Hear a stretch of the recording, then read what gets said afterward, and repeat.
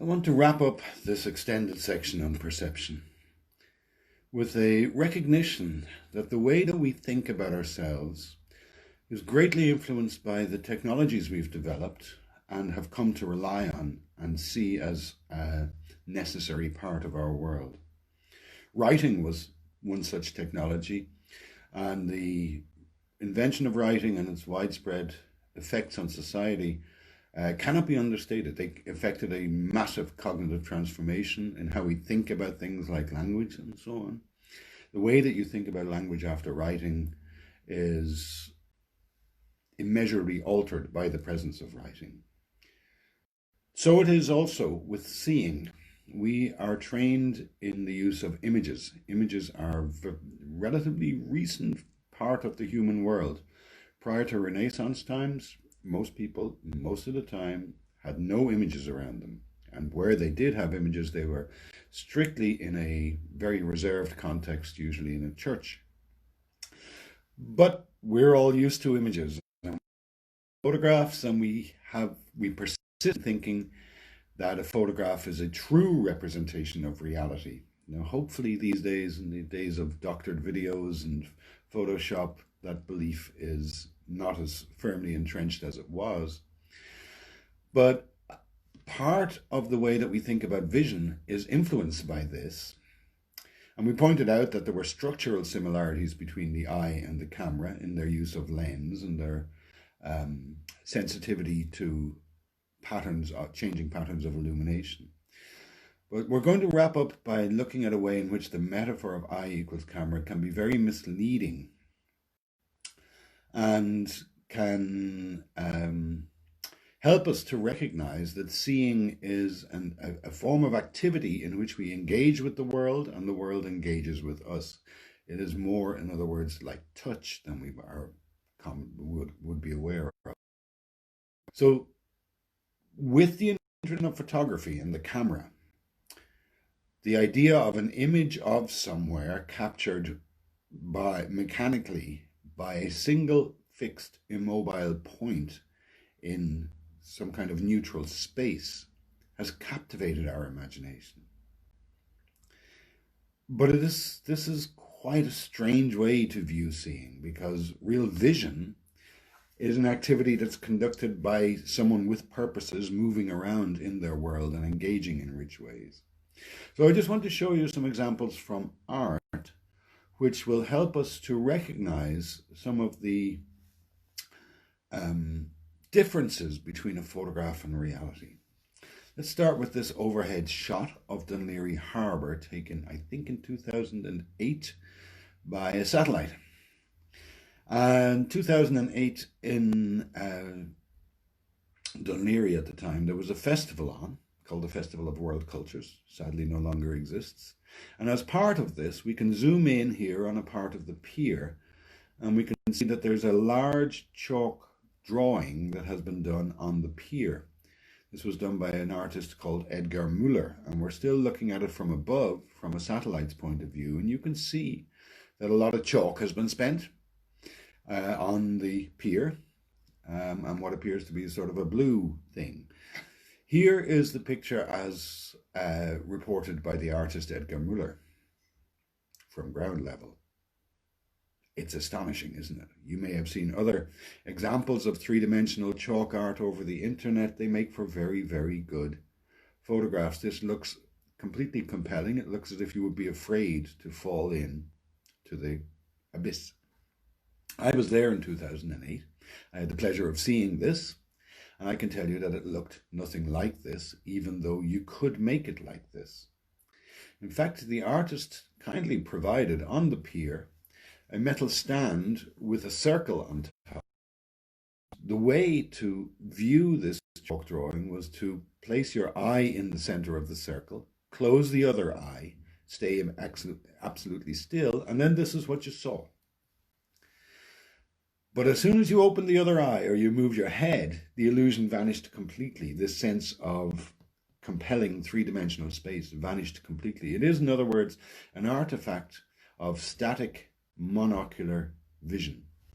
This kind of art that exploits the fact that the world looks very different from different points in space is used again and again. Here's a nice Italian artist, Felice Varini, who likes to think of his work in terms of the path traced out by the observer. So at one point as you walk around this building, you will see this large red ellipse, but as you walk further, you can see the ellipse breaks up.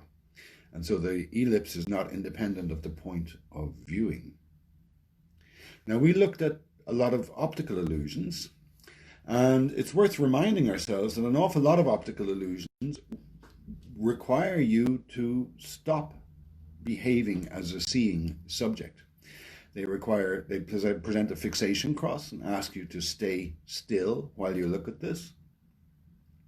And this habit has spilled over, and an awful lot of study of vision has likewise employed subjects who are required to keep their heads still. And this has greatly biased the stories we tell ourselves about vision. Here's a little video of an installation called an Ames room, in which the paradoxical nature of static monocular vision is exploited by constructing a three-dimensional layout which, when viewed from precisely the right point, appears or awakens expectations of fairly normal structures. If the viewing point were to move around, you could immediately see that this is not a normal room. It's grotesquely distorted, but that becomes obvious as people move around it. Enjoy the video.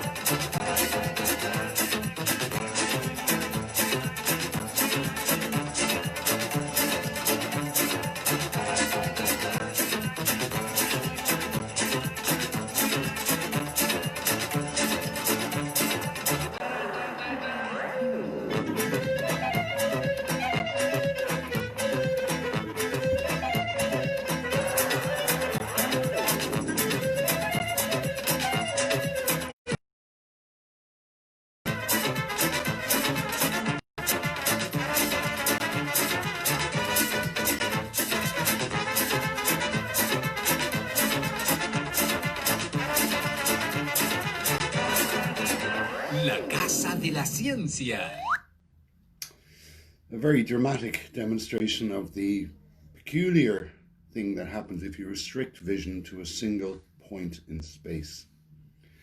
So, when we think about vision, we become self-conscious about seeing, and our mode of seeing changes.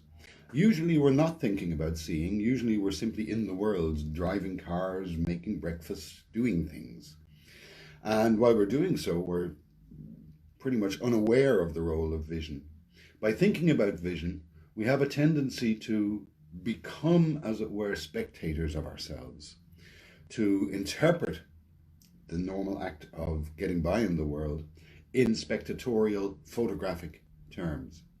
So we're going to wrap up here with a quote from the philosopher Alvin Noe from his book Strange Tools, which speaks of this. He says we can contrast aesthetic, contemplative seeing with what we might call seeing in the wild.